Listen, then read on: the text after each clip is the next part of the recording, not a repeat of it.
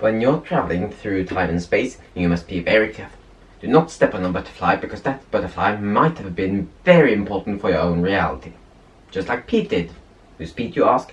Pete stood right about there, and he stepped on the butterfly, and now he was never born. Never go back in time and prevent the reason you're going back in time from ever happening. For example, if you want to kill Hitler, if you go back in time and you successfully kill Hitler, you wouldn't have any reason to go back in time and kill Hitler in the first place, because you would never have heard of him. If you understand... Oh, hello, aren't you... Well, what is that? Ah! Clean shot. You must also not go back in time and kill yourself, because if you do so, there wouldn't be any you to kill yourself.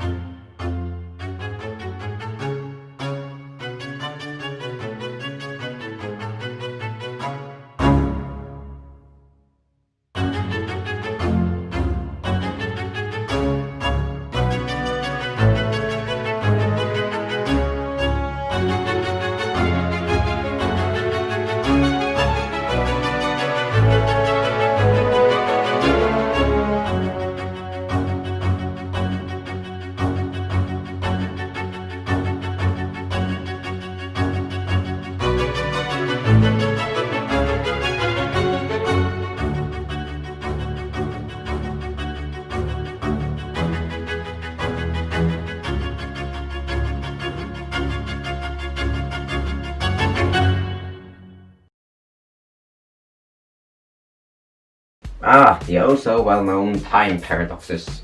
A result of hours of overthinking of the question, what would happen if humanity had the ability to travel back in time? And today, I'm killing most of those. Make it okay. As I covered in the intro, there are a few problems with time traveling. They're called time paradoxes. A paradox is a statement or an event that disproves itself. It denies its own existence. For example, the sentence, this statement is false. If it is false, it can't be false, meaning it is true. And if it is true, if the statement is false, it is false. It's an eternal loop. The first paradox, the easiest one, is called the grandfather paradox. Let's say you have your grandfather. Back then he didn't have his beard and his cane, but he looked something like that. He got your parents, who got you. You're born. In the future, you're really smart. You invent a time machine so that you can... Where did I put my pen? Did I have my pen? My marker. You go back in time, because you can, of course. Why wouldn't you? And by accident, you kill your grandfather. Not intentional, of course. But he said, so...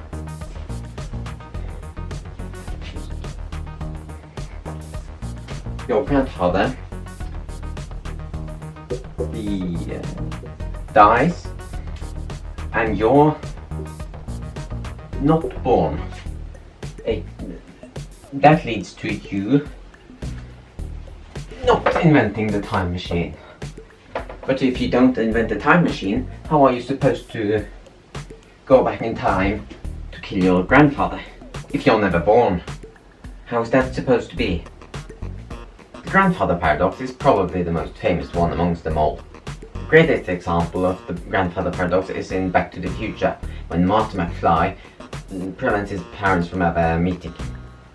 This has been discussed widely across the internet, but the way I see it, my answer is the most logical.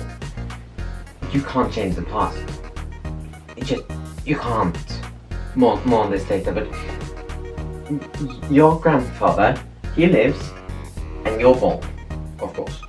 And you invent a time machine, you then go back, and you try to kill your grandfather, or you accidentally attempt to. illustrated by this dart hitting the dartboard just next to your grandfather. You miss, and you go back in time, and you hear, and you have always heard about this man who almost assassinated your grandfather. And you have heard stories of that, and you will get your mind blown by what just happened. Boom. I've actually seen quite a few movies getting this one right though. They say that you can't rewrite history. For example, in Doctor Who, fixed time is apparently a thing. He can't change time because he has already heard of it happen. Unfortunately, many movies get this one wrong. They create the predestination paradox, or the Hitler paradox as it's also known as. Imagine that when you were young, your grandfather told you about that one time that crazy man he never knew tried to kill him. And he tells that story to you when as a child, or when you grow up, whatever, and you create a time machine, luckily, because you are a genius. You really are a genius. And you then traveled back in time to here. When the event occurred, someone tried to assassinate your grandfather. But it turns out you wanted to prevent that from happening.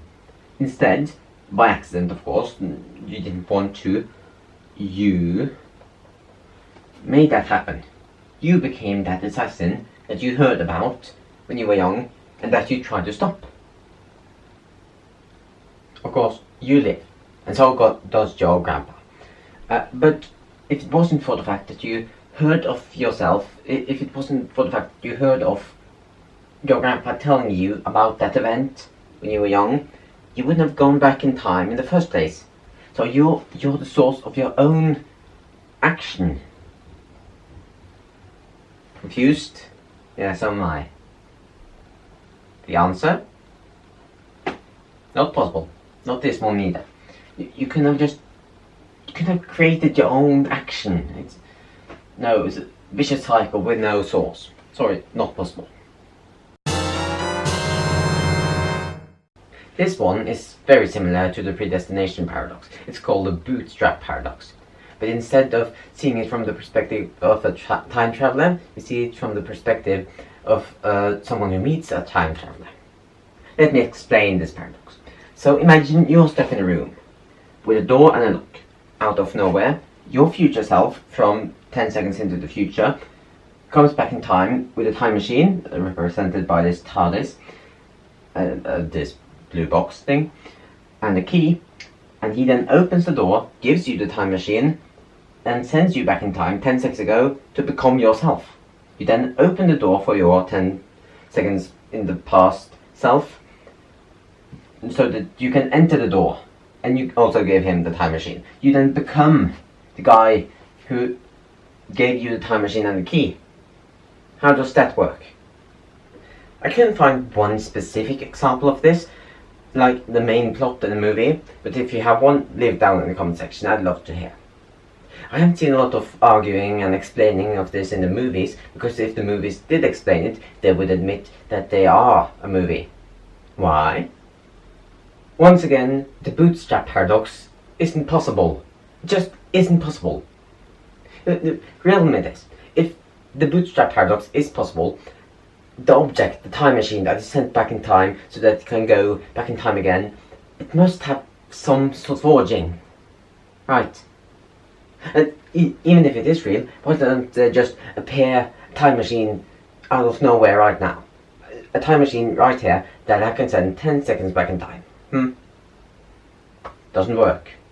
So if you meet the Bootstrap paradox in real life, you know that you are inside a simulation, because logic says it can't be done. So if you met it, you're inside a simulation. Congratulations. Hang on. Does that mean that every movie where the Bootstrap paradox is in is a simulation? Whoa. You might have picked up a pattern here. The grandfather paradox isn't possible. The Bootstrap paradox isn't possible. And the predestination paradox is also not possible. So, to sum up, you can't change the past. Sorry.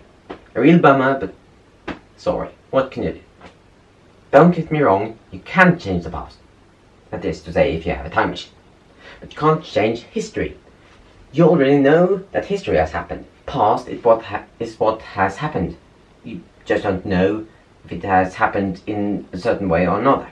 And that is where your free will comes in. Because you don't know how the past happened. You don't know if that woman who walked on the street died from a car accident or whether she survived. That's up to you. You can change that. But you can't change history, because history is written in books. And you have already experienced it to some degree. To sum up, you can't change past that you already know what happened, because it's history. You can, on the other hand, change past you don't know what happened, because you don't know it has happened. I like to call this the bow tie time travel principle. Yeah, I just invented a new term. I'm pretty proud. If you for some reason didn't understand the bow tie time travel principle, feel free to ask me in the comment section. I'll gladly explain to you. And all of this asks a big question. Do we have free will? I mean, if I have the possibility to try and travel back into time, so does my future self. And if my future self decides to go back in time, is it because I decide it? Or is it because I have to decide it? And on that cheery note, I'll leave you to decide for yourself. Thank you for watching. If you want to see more of this stuff, you can click that subscribe button to get all the newest updates from my channel. And you will also be officially a part of my community on the Bow series. If this particular video was very special to you, you can click that like button. It would really mean a lot to me. I will see you in about, got to watch now, in about 2 weeks, when I will explain why the weeping angels from Doctor Who might actually be real. For the sake of Halloween, of course. See you then. And the element of the month is bromine, the only non-metallic element that is liquid under ordinary conditions.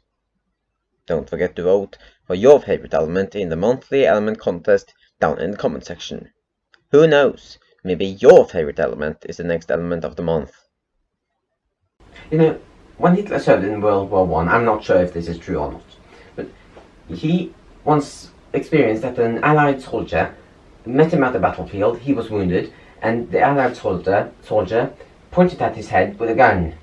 And instead of firing the gun and killing Hitler, he turned his back and ran away, because reasons. How cool wouldn't it be if that story was actually true, and that was a time traveler from the future who had decided to kill Hitler, but just couldn't do it. He didn't have the guts. That would make such a good movie. Someone post this to Hollywood. Seriously, they need to know.